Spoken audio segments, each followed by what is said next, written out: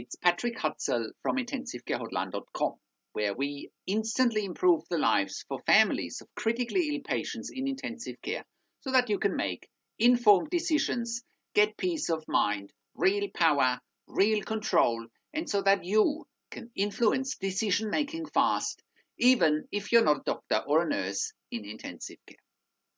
This is another episode of Your Questions Answered, and in last week's episode I answered another question from our readers, and the question last week was part 1 of my husband had open heart surgery with complications.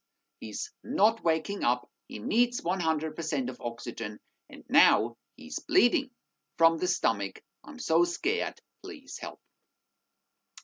You can check out last week's episode by clicking on the link below this video. In this week's episode of Your Questions Answered, I want to answer another series of questions from one of our clients in this case study, which is an excerpt from a phone counseling and consulting session with me. And the question this week is, my wife has been in intensive care for 45 days, ventilated with tracheostomy. I want her at home instead of going to long-term acute care. What are my options? Today is another great case study where I can help Jeff, one of our clients, in a very stressful and complex situation. Let me give you a little bit of background of the story. Jeff's wife has been in intensive care for over 45 days now with COPD, and she has been ventilated with a tracheostomy. She hasn't been doing great, and she hasn't really been able to come off the ventilator at all. Jeff, like so many other families in intensive care and like so many of our clients, feels pressure from the doctors to agree to, quote unquote, pulling the plug on his wife and basically let her die.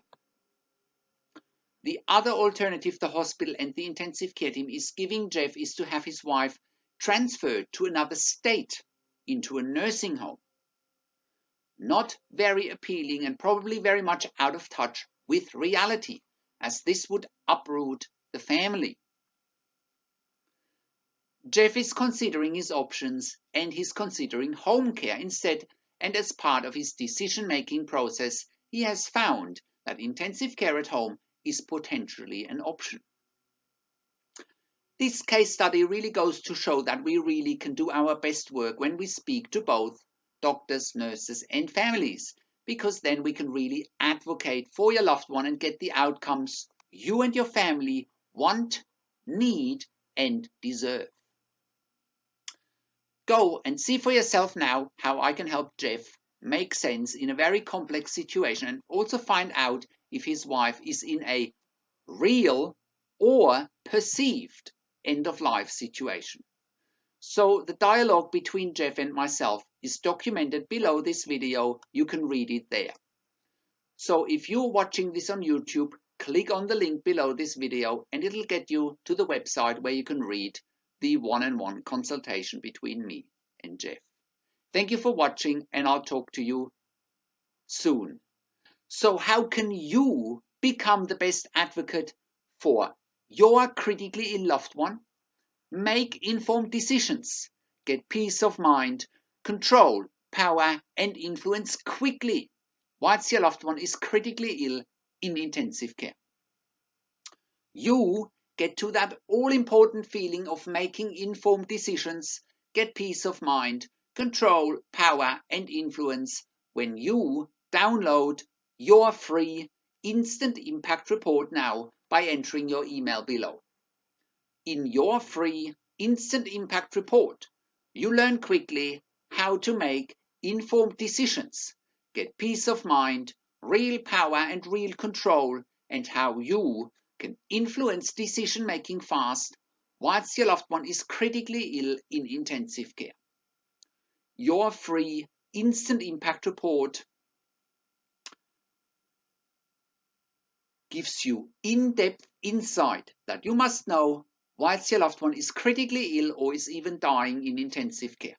Sign up and download your free instant impact report now by entering your email below. In your free instant impact report, You learn how to speak the secret intensive care language so that the doctors and the nurses know straight away that you are an insider and that you know and understand what's really happening in intensive care. In your free report, you will also discover how to ask the doctors and the nurses the right questions. Discover the many competing interests in intensive care and how your critically ill loved one's treatment may depend on those competing interests. How to eliminate fear, frustration, stress, struggle, and vulnerability, even if your loved one is dying. You get 5 mind-blowing tips and strategies helping you to get on the right path to making informed decisions, get peace of mind, control, power, and influence in your situation. You'll get real-world examples that you can easily adapt to your and your critically ill loved one's situation. How to stop being intimidated by the intensive care team and how you will be seen as equals. You'll get crucial behind-the-scenes insight so that you know and understand what's really happening in intensive care and how you need to manage doctors and nurses in intensive care, and it's not what you think. Thank you for tuning into this week's Your Questions Answered episode, and I'll see you again in another update next week.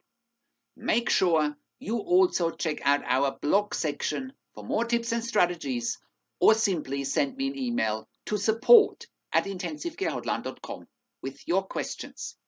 Or you can call me, find international phone numbers on our contacts tab. Also, check out our ebook section where you get more ebooks, videos and audio recordings, and where you can also get one-on-one counseling and consulting with me via Skype, over the phone or via email by clicking on the products tab at the top of the website. This is Patrick Hutzel from intensivecarehotline.com, and I'll see you again next week in another update.